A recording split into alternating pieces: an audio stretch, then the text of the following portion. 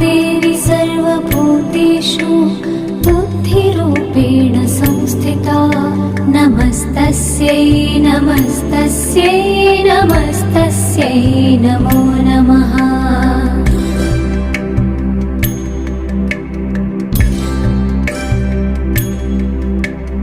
या देवी सर्वभूतेषु निद्रारूपेण संस्थिता नमस्तस्यै नमस्तस्यै नमस्तस्यै नमो नमः।